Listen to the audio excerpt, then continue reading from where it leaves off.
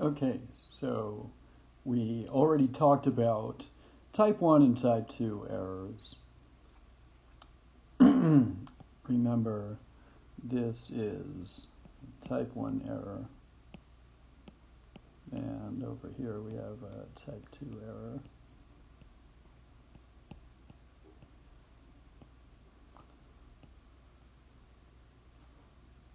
Remember, I can't write very quickly. All right. And over here we have correct decision.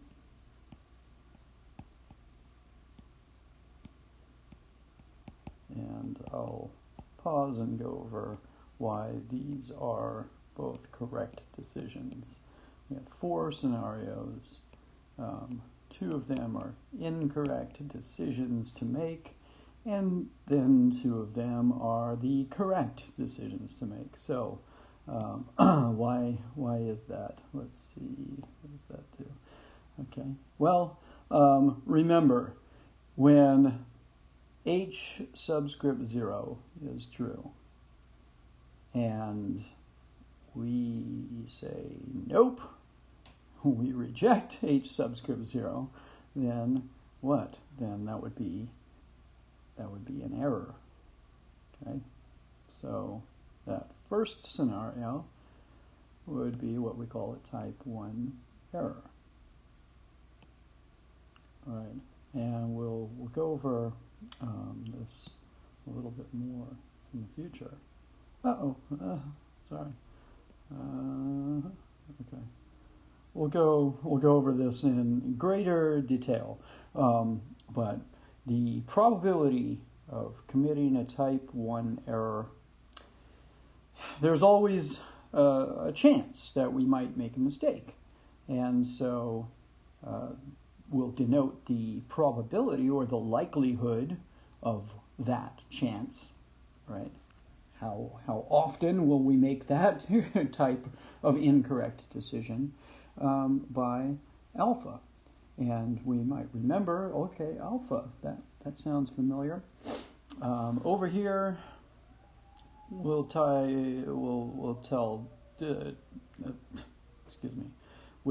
denote the probability of committing a type 2 error by beta.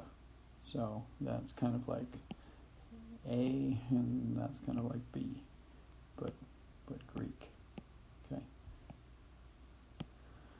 So, but next here we're over here. Let's suppose that H subscript 0 is false, and we reject H subscript 0.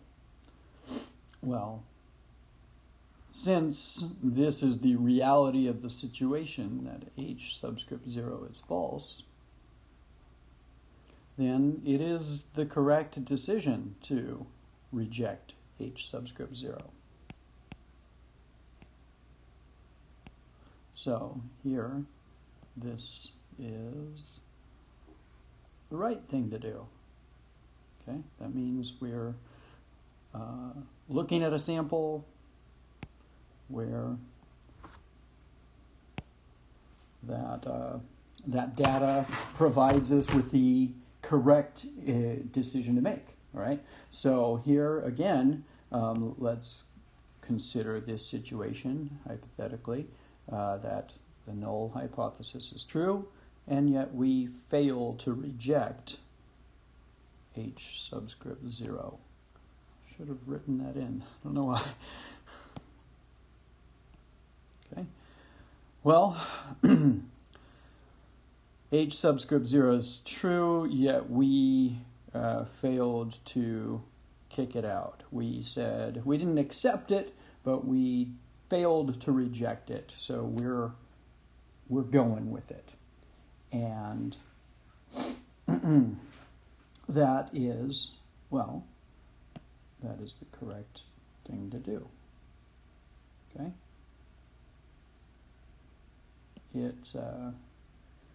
It is true, and we don't know for certain that it's true, but we didn't get any evidence to the contrary.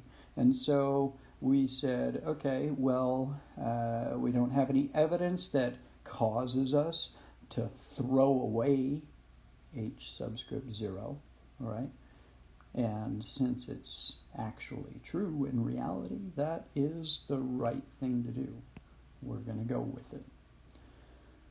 So let's move on. There's only one other case, so not far to move. Sorry, I'm slowly erasing that.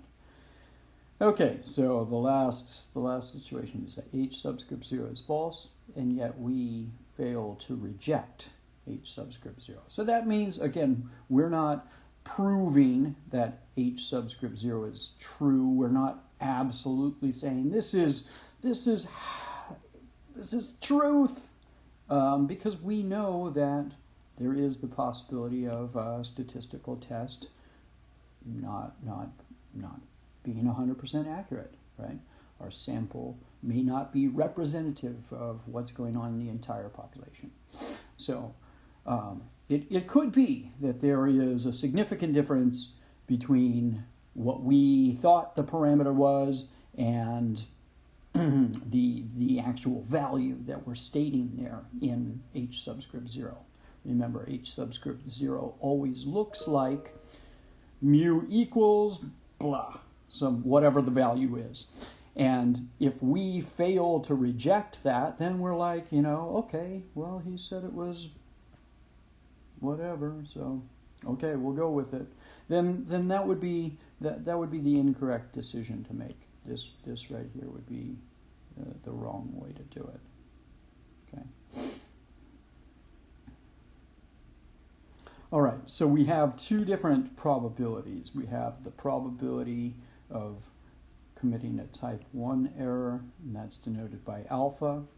And that alpha I mentioned before looks familiar. We've dealt with alpha in the past. We haven't really dwelled on it way too much, other than, identified how to find it and what it was. All right, and now we're using that same symbol to denote something different.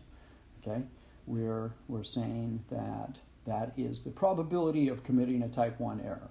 Right, that's the probability of convicting somebody of a crime, even though they are in reality they're innocent. And so that's a big deal. That's bad, right? Obviously, we don't want our test to fail like that. So we want to, if possible, control the chance that we're going to commit this type of error, all right? If possible, we'd like to make that as small as possible. Okay, so over here we have a different probability. Beta, okay, is the probability of committing a type 2 error. And it turns out, well, okay, so what would that be? That would be h subscript 0 is false, okay? So there was something that happened, not just the status quo that we're assuming, and yet our evidence didn't pick that up. So we failed to reject that. That type of error would be a type 2 error. We denote that probability by beta. But this is hard to calculate, right? And we can't really build it into our hypothesis test very easily. And so most of our discussion about type 2 errors is now just going to kind of fizzle out. We can't really do anything about this, all right? So, I mean, and what is this? This is, I commit a crime, but you acquit me accidentally anyway. All right, and so I don't know. I mean, obviously I'm okay with that. But that, the type 2 error seems to be slightly less serious than a type 1 error. Obviously if a type 1 error happened, I would be very unhappy with that. But, in general, the aggregate, we would like to have less of this and, obviously less of this too. But, if there's not anything we can do about that, then we can try to control this. All right, so that, that's the analogy, at least.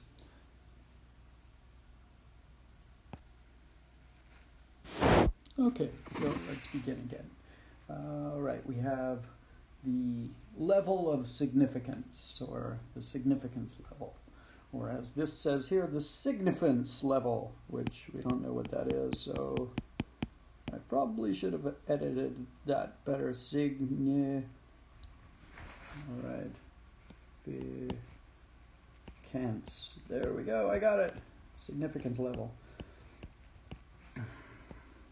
All right. So the significance level is alpha. The significance level, denoted by alpha, is the maximum probability of committing a type 1 error.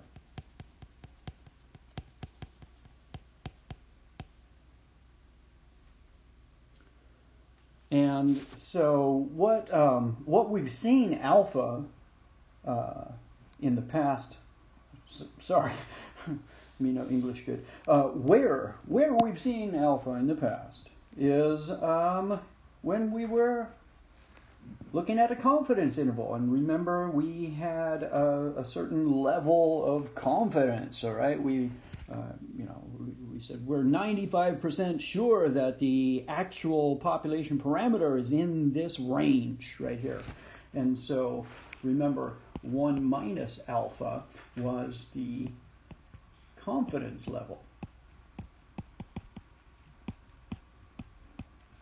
And here we have alpha is the significance level. And remember, by the way, we had to take this 1 minus alpha and solve it for alpha in order to extract our critical z values to use to build our confidence interval. So we've already dealt with alpha. And basically this means that our confidence intervals, what we've already studied, and these new things, new methodologies or new techniques that we're going to be looking at here, hypothesis testing, are actually interrelated, and the techniques are very similar to one another. So what alpha signifies, the significance level, is how we're able to limit the probability of committing a type 1 error. And here we'll get into what this means in terms of finding our so-called critical regions. All right, so we'll lead into this next. I'll say, so we'll say next time. No, oh, sorry, I forgot. If they don't give us a value for alpha,